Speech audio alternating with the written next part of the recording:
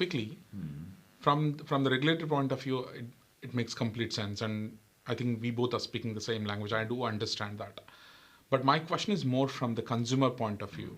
If I'm a new user, I have 10 apps in my head. Who should I go to, and how do I avoid the wrong players?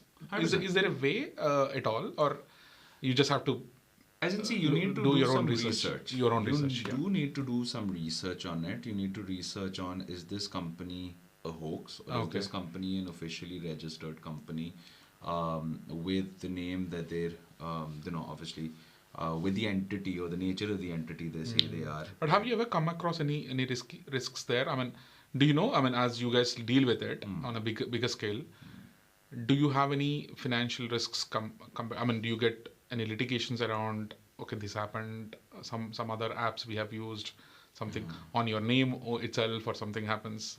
As in, honestly speaking, the regulatory environment has become so strict now, right? That essentially we barely see that happening. But I wouldn't say it's impossible, right? And yes, there are cases where things happen, not with Lemfi, obviously. For anybody. Obviously, because generally speaking, if you look at our DNA as well, we're strictly digital, right? And if you're strictly digital, we do not involve cash, right? That's not in our DNA. And that's where actually all the fraud really happens, right? Essentially speaking. So with us, I've never heard of anything where, we've had such issues. Never fraud-related issues, obviously. But yes, as in, we have our customer service 24/7 present for anyone and everyone. Right? And yeah, as in, reach out to us. Let us know if there's any bad experience that customers have had. We keep customer feedback pretty on our forefront, and we want to know. We want to know more about what do you want us to change? What do you want us to add? What do you want us to fix? If you've had a bad experience or not, right? All of those things. Brilliant. So yeah, as in, I hope I'm answering your question. You did. Yeah. So what I wanted to tell my audience as well, specifically, is remittance is growing significantly, and there's large digital players. What I definitely suggest is, yes, there are a lot of players. You have to do your own research and get to the right place. And once you get to the right place, and then you're sorted.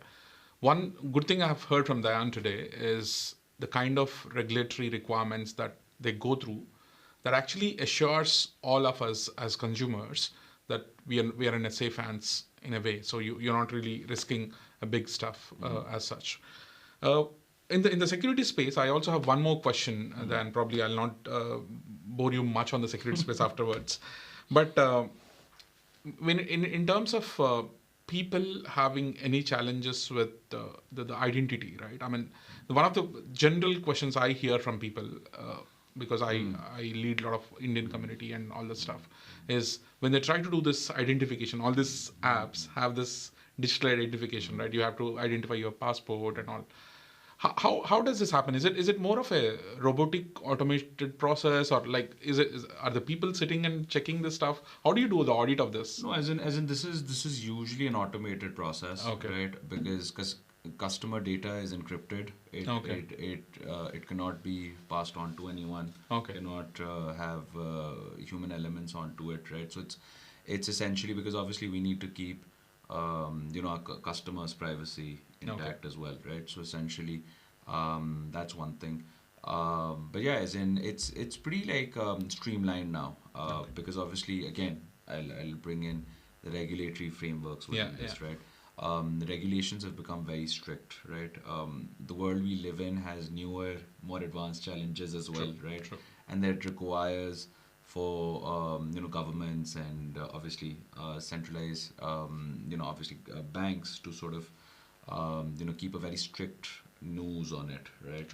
For companies like us as well to sort of abide by and to ensure customer protection.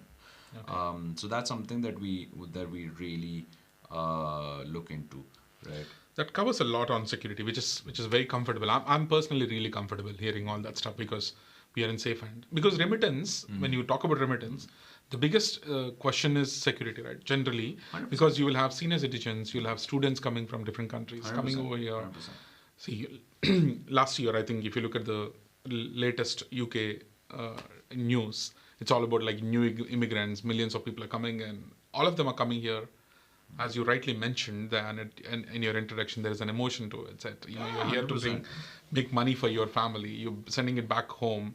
So there's a lot of emotion behind it, right? So making sure that we are securing our people in that case is a very, very, very important factor. 100%. And if Lemfa is taking care of it, 100%, kudos to you guys. 100%. Yeah. Just one more thing I'd like to add here is that, yes, we're in a digitized age, right? Yes, so a couple of things that, customers should be looking into as well, right? So every company, every financial institution has their own specific email addresses, right? Their official email addresses. Make sure if you're getting an email from a specific company, right, they're coming from the official channel, right? Yeah. Make sure that if you're getting a call, that should be from the official channel, right? Whatever you're doing, it cannot be a personal number, right? Yeah. Any individual just calling you. And to be very honest, a lot of times, because obviously, as I previously mentioned, immigrants generally, I'll talk about myself, right? I'll talk about, a lot of people in Pakistan, are not very financially literate, obviously, right? Obviously, the government's working on it. It's increasing day by day, right?